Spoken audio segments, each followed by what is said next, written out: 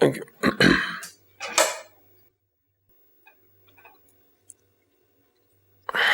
Thank you.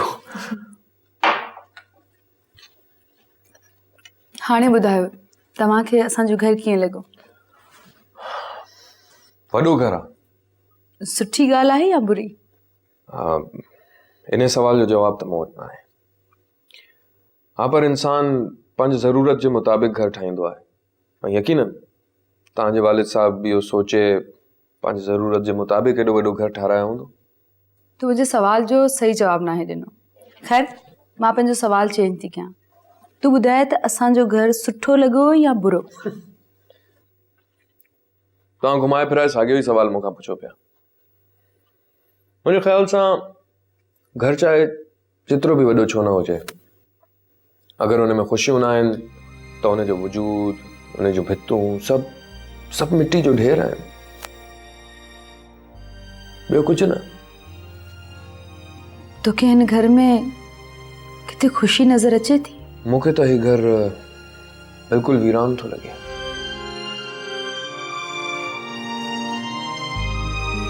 हिकिड़ी ॻाल्हि त ॿुधायो। हाँ, पुछ। हींअर थोड़ी देरि पहिरियों तव्हां पंहिंजी फैमिली जी तस्वीरूं पे ॾेखारियूं। उन में हिकिड़ी तस्वीर में तव्हां सां हिकु छोकिरी हुई, तव्हांजी भेण? हाँ, फसीहा। पर घर में नज़र कोन थी अचे। कुछ साल पहिरीं घर छॾे हली वई आहे। घर छॾे हली वई? छो?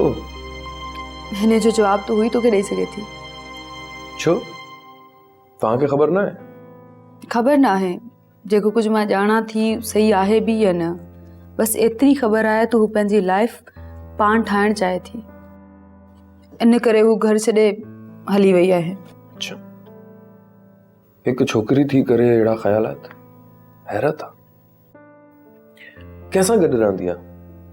किथे रहंदी आहे? अकेली रहंदी आहे, ॿियो छा। अकेली? यूरोप या अमेरिका में रहंदी आहे छा? न, हिन मुल्क में रहंदी आहे। अच्छा, किथे? तूं छा फसिया ते किताब लिखणु चाहीं थो? न, मां त ईअं ई पुछां पियो। पर अहिड़ी छोकिरी ते किताब लिखी सघिजे थी? एतिरी दिलचस्प लॻी आहे तोखे? मूं ते बि कुझु लिख न। हाँ, बिल्कुलु लिखी सघिजे थो, पर वो किताब लिखण वारो मां कोन हूंदुसि, को ॿियो हूंदो, को तारीख़ तां।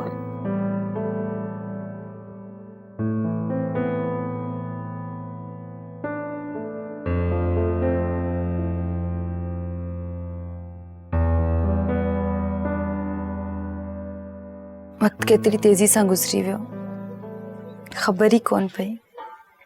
जी। वरी कॾहिं ईंदे? कुझु चई नथो सघां।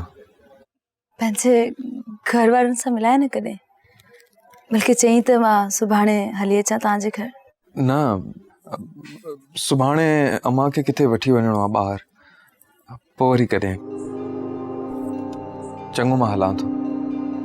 तूं वञी पियो त ईअं पियो लॻे त मुंहिंजे वजूद जो को हिस्सो मूंखां धार पियो थिए। पंहिंजो ख़्यालु रखिजो। खुदा हाफ़िज़। प्लीज़, खुदा हाफ़िज़ न चवंदो कर, मुंहिंजो साह निकिरी वेंदो आहे।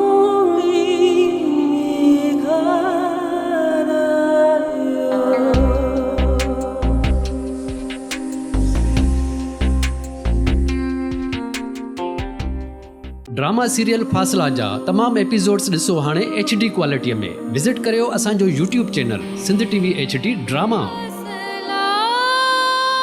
सब्सक्राइब कयो असांजो official YouTube channel Sindh TV HD drama ऐं वधीक अपडेट लाइ बेल आइकन खे क्लिक करियो।